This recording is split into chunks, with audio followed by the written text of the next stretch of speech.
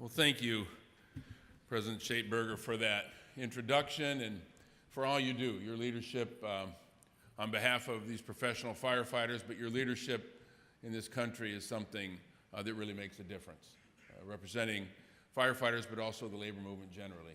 I thank you for that. And it's a real honor to be here. As your president said, I have firefighter blood that runs through me. And it is true that, I succeeded 6 years ago, a little over 6 years ago, I succeeded my uncle, Congressman Dale Kildee, who served here for 36 years. And he was a person who stood up for you every one of those 36 years, and someone that I learned a lot from, even before he was in Congress.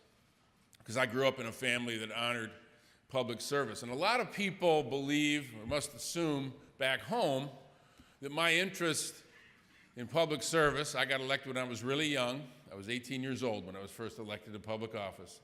But a lot of folks assume that that was because of my uncle.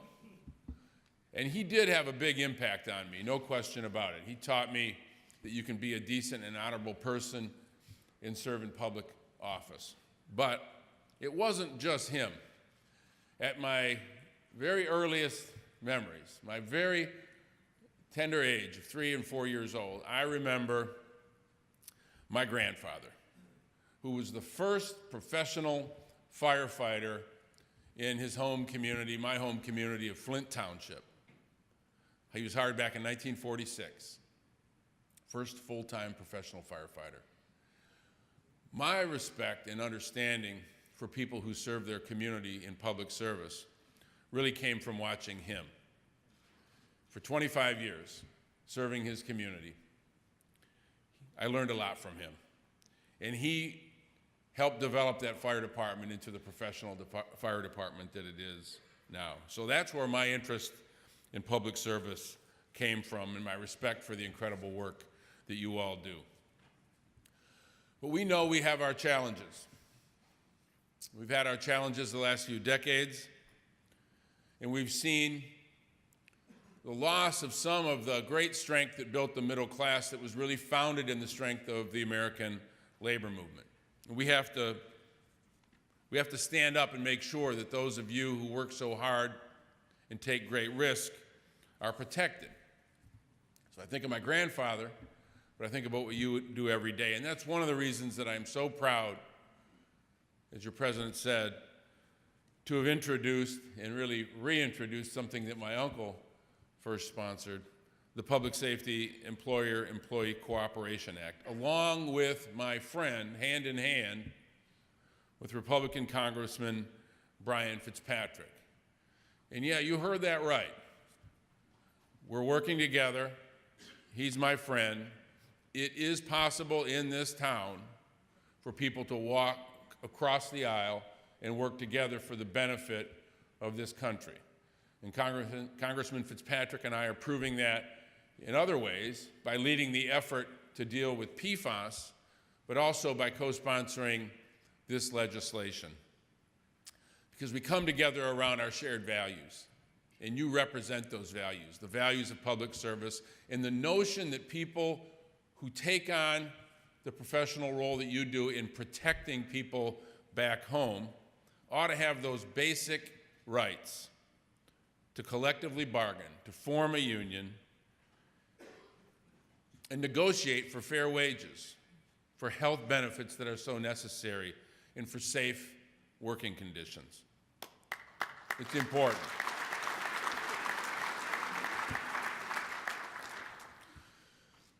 So I'm from Flint, Michigan. I'm sure a lot of you have heard about Flint. It's a community that's had its struggles lately, but has a great history.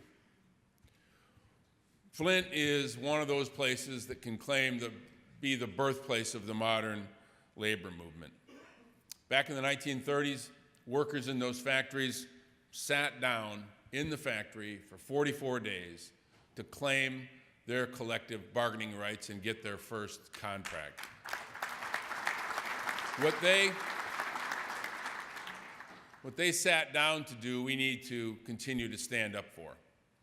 They sat down on the basic premise that people who work hard ought to be able to have a decent life, take care of their kids, and have a retirement that will protect them in those later years. That's what they fought for, that's what they stood for, and that's what we stand for. And we know that it was the development of the American labor movement that ensured that we have a strong middle class in this country. Those rights have been under attack, and there's a lot more we need to do to protect the basic dignity of hard work. And so I know that when we advance this legislation, we will have members of Congress from across the aisle and across the country standing up for us. And when you visit those members over the next few days, please ask them to sign on to this legislation and remind them that right now, 20 states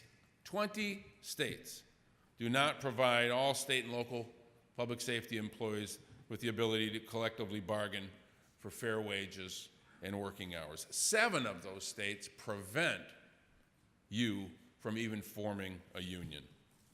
Under our legislation, we would set a floor that says in the United States of America, that can't be the case. It would require the Federal Labor Relations Authority within 3 months to determine the states that do not provide even those basic fundamental rights, those rights to form a union, collectively bargain for your terms and conditions of employment.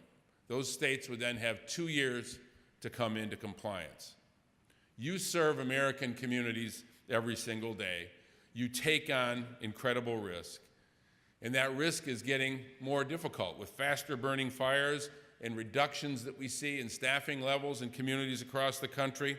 The ability to collectively bargain for safe conditions, for fair working conditions, is more important now than ever. This is a fundamental right, and it's one that we have to protect.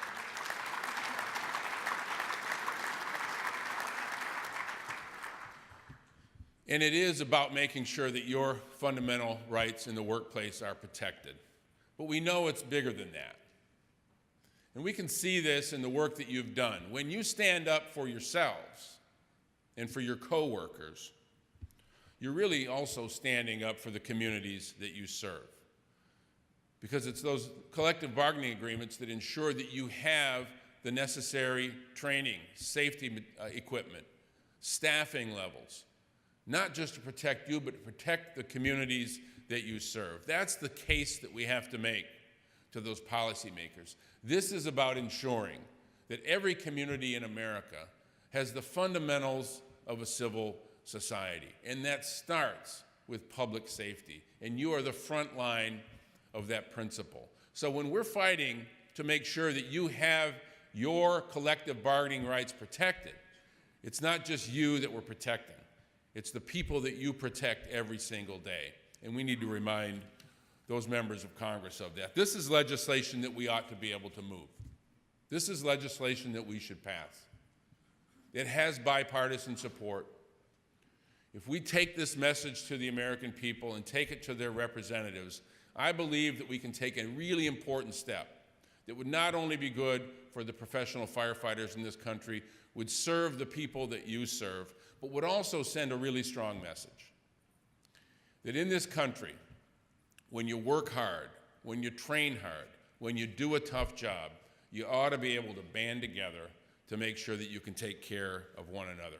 Let me thank you for the incredible work you do, and let me thank you on behalf of a family that really learned about public service by watching our grandfather put on that uniform and go to work every day and take pride in the work that he did.